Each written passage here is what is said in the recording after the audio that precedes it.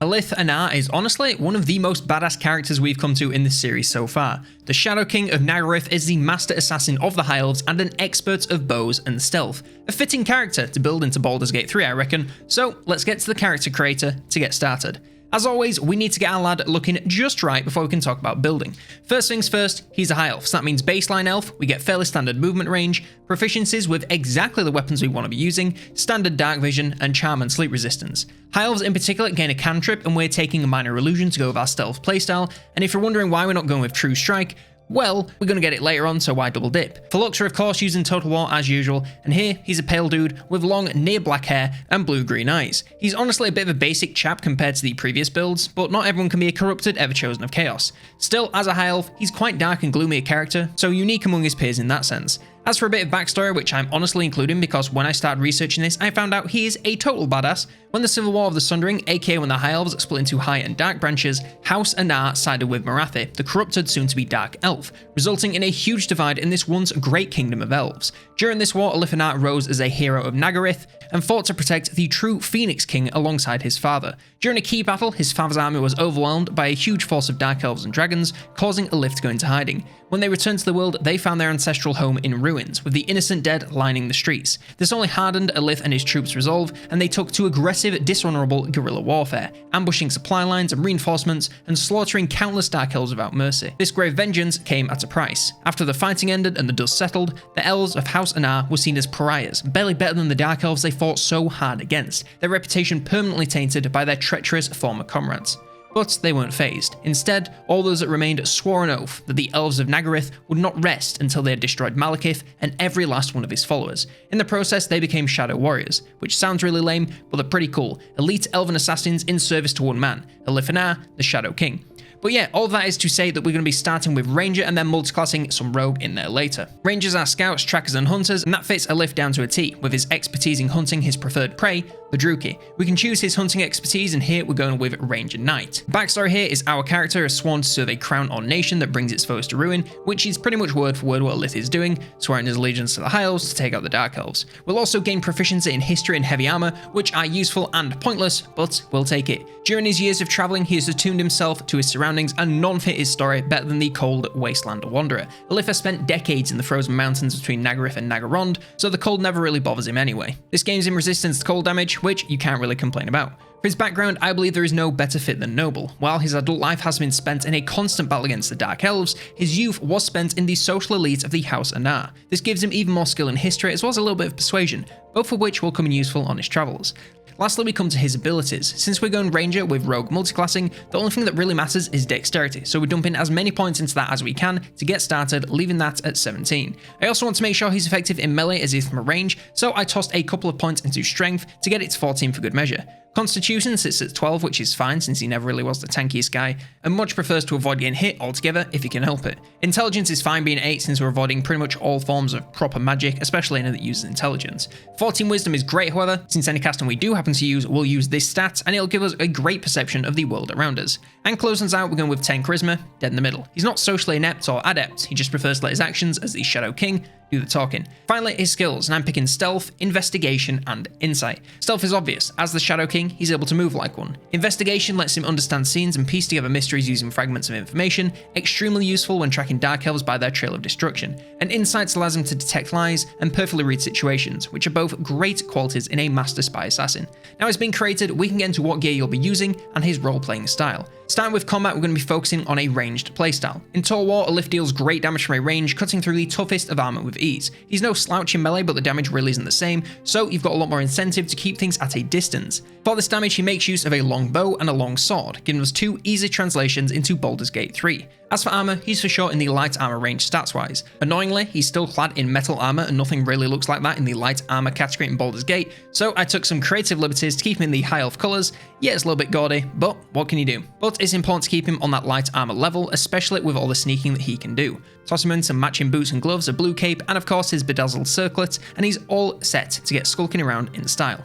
In combat, it's pretty obvious. He's primarily going to deal damage from a range with his weapon and any spells and abilities he picks up along the way. He can do fine in melee, but if you want to keep him safe and maximize the damage, ranged is for sure the way to go. If you can find a way to make use of stealth for sneaky critical attacks or getting away from danger, then absolutely go for it. Alith has already embraced a less than honourable fighting style, so using the darkness to his advantage is entirely on the table whenever possible. Outside of combat, Alith is a bit of an outcast, but still falls onto the good side of things. He's somewhere in the middle of lawful and chaos, at least in combat, where he's shown to bend the rules to get the result that he needs. Still, you should look to remove darkness from the world where possible and show no mercy to those that would tip the scales towards calamity. His solution to most problems is a swift end to his enemies, so don't hesitate to take the lethal route if you need to.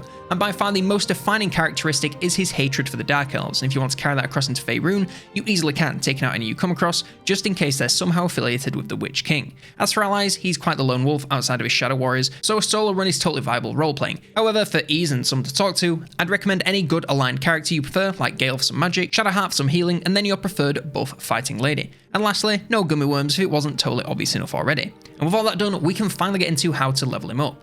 As I said at the start, we're going to multiclass into Rogue, and you can honestly do that whenever you want, but for ease of presentation, I'm going to do all my Ranger levels first and cover Rogue right at the end. So, at level 2, we can pick up 2 spells. In Total War, Alith does have a couple of abilities, but it's confined to magic missiles and buffs to various stats, so we'll try and stick with that as much as possible. Ensnare and Strike lets us pin enemies in place for a ranged attack, so it can be very useful setting up an enemy for additional damage whilst limiting their own. And Hail of Thorns is nice for a bit of area damage, which he'd otherwise be sorely lacking. We can also choose a fighting style at this level, and we're obviously going archery for more damage with the bow. Level 3, it's another spell, and I went with Hunter's Mark to deal consistent damage to more beefy targets to whittle them down faster. We can also grab a subclass, and I went with Gloomstalker. Not only does this fit his theming of sticking to the shadows to kill darkness, but the abilities also line up perfectly. A bonus to initiative to get him acting faster in combat, which will come in very useful for later parts of the build. More movement on the first turn of combat to let him get into a more advantageous position, and more damage on the first turn make this guy very deadly at the start of combat encounters. We're upgrading our Dark Vision to Superior Dark Vision to see in the dark superiorly.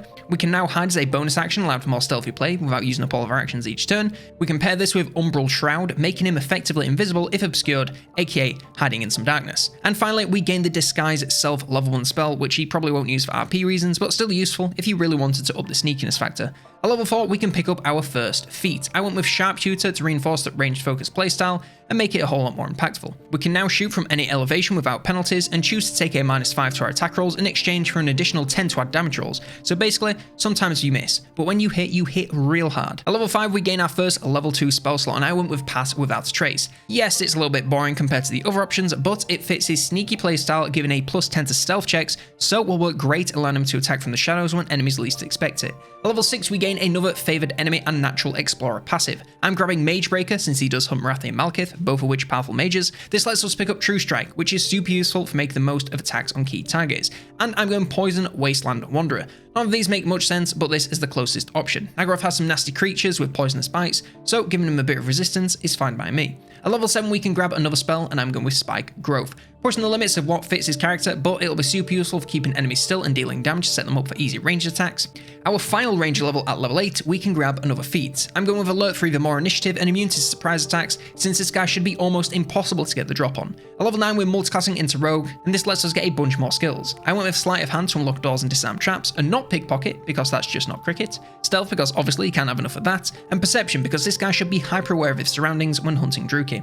Level 10, we gain Hide, Dash, and Disengage as bonus actions. At level 11, we can gain a subclass, and I'm going with Assassin. He's pretty much the Lord of High Elf Assassins, so it fits perfectly there, and also gains in some abilities which work perfectly with the build so far. He gains advantage against units which haven't taken a turn yet, which will work great with his already super high initiative. He will always crit against surprised enemies, so attacking before being seen is the way to go for maximum damage. And he always restores his actions and bonus actions once combat starts, so you can attack to start combat and instantly attack again once you get pulled into a real fight. Finally, at level 7, we gain a final feat, and I'm going Mobile. This increases dash distance, allows us to ignore difficult terrain when dashing, and lets us move after attacking with no risk of opportunity attacks, allowing us to move in, get in a slash or two, and move out risk-free. In his final form, Alith should be an incredibly sneaky and devastating ranged battler who can take out most foes before they even know what hit them.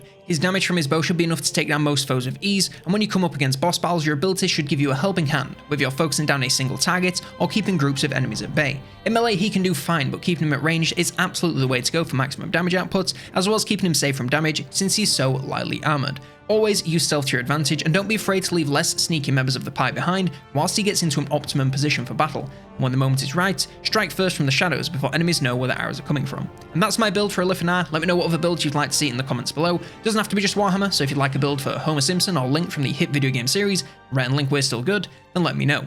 Like, subscribe, and if you want more Baldur's Gate 3, then check out this video here to see my Archaon the Everchosen build.